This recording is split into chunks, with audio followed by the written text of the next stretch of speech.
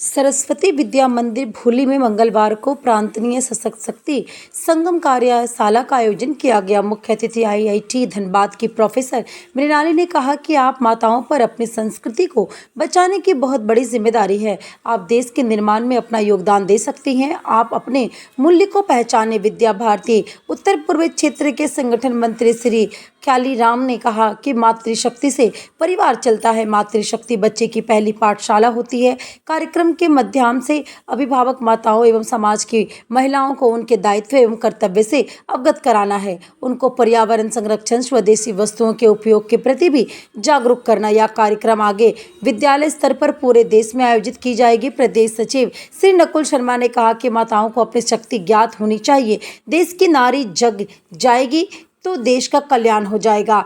जब देश पर संकट आया है, देश की महिलाओं ने देश को संकट से निकालने में महत्वपूर्ण भूमिका निभाई है। कार्यक्रम के क्षेत्रीय संयोजक डॉक्टर पूजा ने कार्यक्रम के क्रियान्वयन पर प्रकाश डाला। सप्तशक्ति कार्यक्रम की आवश्यकता को बताया। कहा कि हम महिलाओं को देश परिवार के लिए बड़ी भूमिका निभानी है। इसके लिए हमें मानसिक एवं शारीरिक रूप से स्वस्थ रहना आवश्यक है। कार्यक्रम के प्रांतीय पालक अधिकार अखिलेश कुमार, धनबाद विभाग प्रमुख नीरज लाल, आचार्य रणसुमन सिंह, उपाध्यक्ष संजय सिंह, प्रांतीय संयोजक रंजना सिंह, संजय शर्मा सहित झारखंड प्रांत के 24 जिलों से प्रतिनिधि महिलाएं सम्मिलित हुई। कार्यक्रम के आयोजन में आचार्य अनुराधा कुमारी, प्रांतीय या संयोजिका किरण राय, सुशीला कुमारी आदि से महत्वपूर्ण भूमिका निभाई।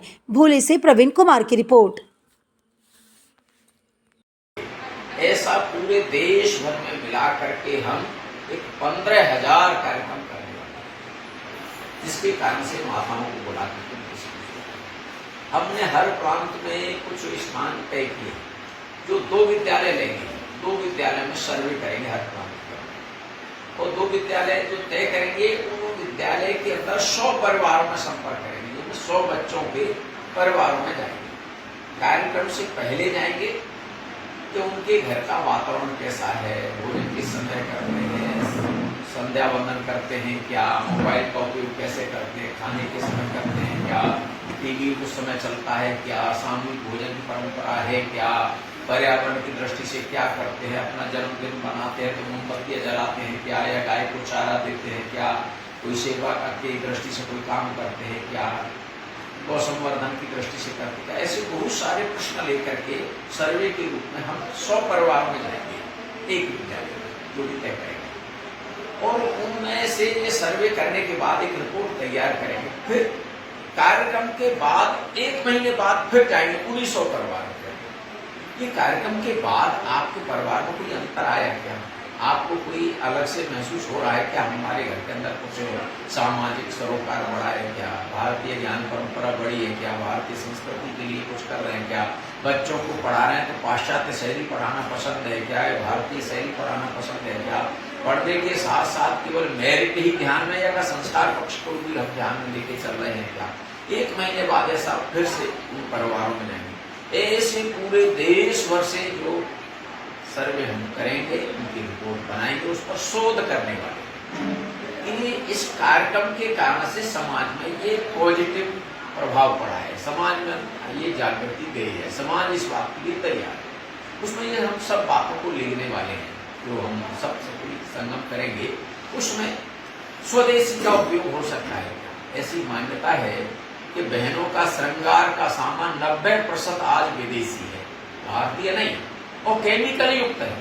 तो क्या इससे बच करके भारतीय श्रृंगार के सामानों का उपयोग शुरू कर सकते हैं? घर में दाढ़ी बना रहा है पुरुष तो वो ब्लेड विदेशी है क्या, वो क्रीम लगा रहा है वो विदेशी है क्या? तो क्या स्वदेशी सामान है? क्योंकि घर में गृहिणी ऐसी है वो अधिकतर घर को चलाने के लिए सामग्री खरीद करके लेके आती है। घर में रसोई पकाना है तो स्वदेशी माध्यम से पकाना पसंद है क्या, या फास्ट फूड जो आज चल गया है वो स्वास्थ्य के लिए हानिकारक है वो बढ़ रहा है।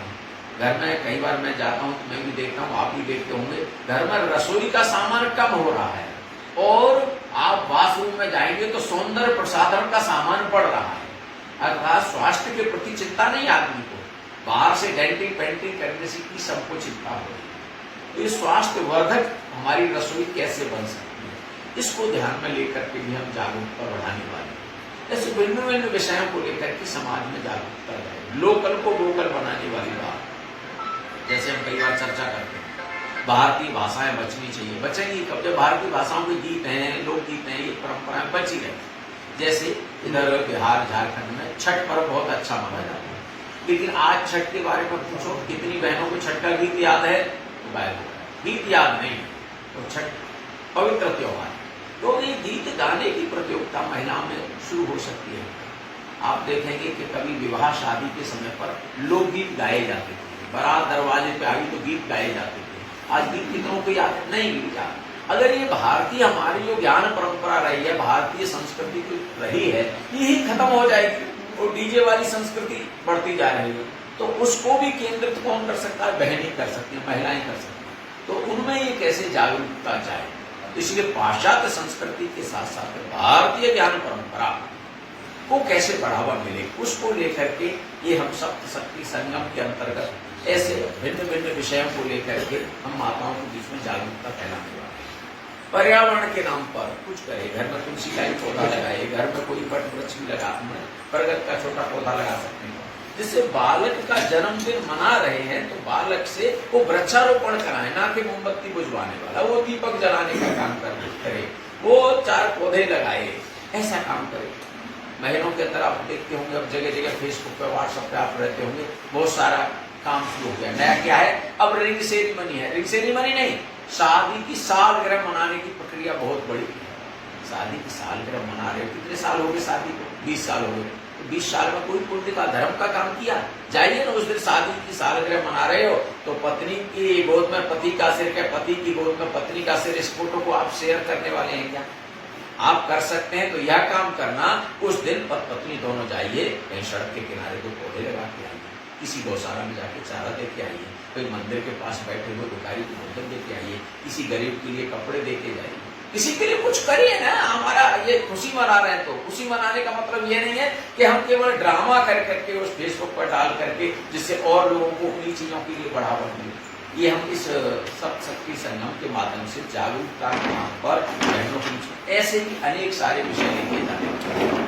तो ऐसा एक उद्देश्य है, आज उसी उद्देश्य की दृष्टि से यहाँ कार्यशाला है। ऐसे अन्य अन्य बातें बहुत सारी हैं जो घर में कौन सा साहित्य पढ़ना, वो साहित्य को पढ़ने के लिए घर में पुस्तक कैसी चाहिए, घर में चित्र कैसे चाहिए, उसके लिए भी हम उनके लिए प्रोत्साहन देने वाले हैं, मार्गदर्शन देने वाले हैं कि घर में चित्र हों तो महापुरुषों को, घर में चित्र हों तो हमारे अपनी भारतीय परंपराओं से आधारित हो, या वीरांगनाओं के हों, खेल खिलाड़ियों के हों।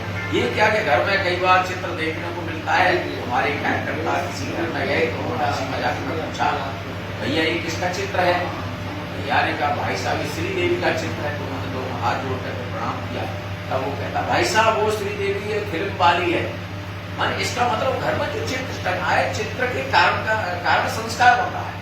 तो ऐसे विषय भी लेकर के बहनों के बीच में जागरूकता फैलाने वाले हैं। एक कार्यक्रम वर्ष भर चलाएंगे हम 5 अक्टूबर से लेकर 23 जनवरी में सावित्री पूरे के अंतर्गत उस समय तक हम इस बीच के कार्यक्रम लेने वाले हैं। तो ऐसी एक योजना है, उसी की आज कार्यशाला। इसका नाम सप्त शक्ति संगम ही तो रखा है, इसके पीछे क्या है? बिल्कुल सही बात है।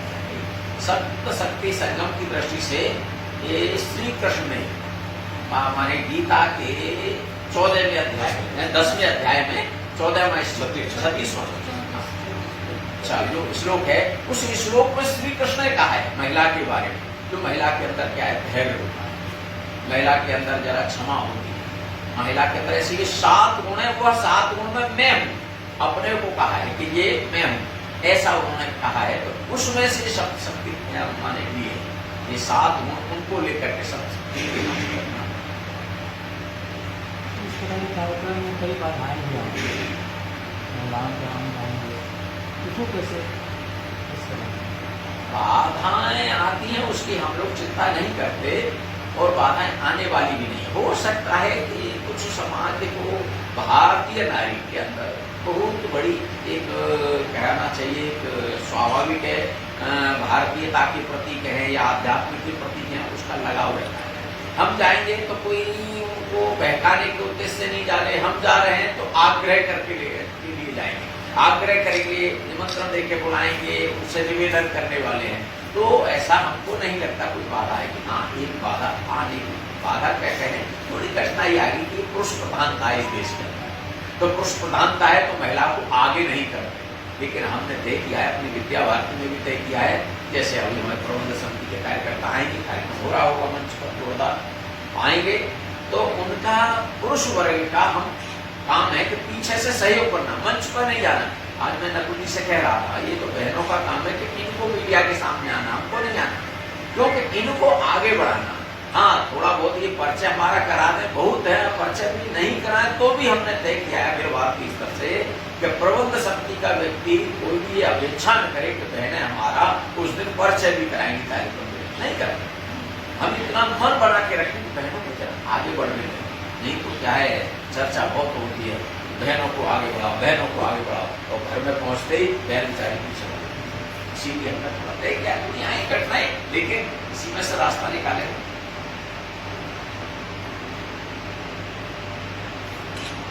इससे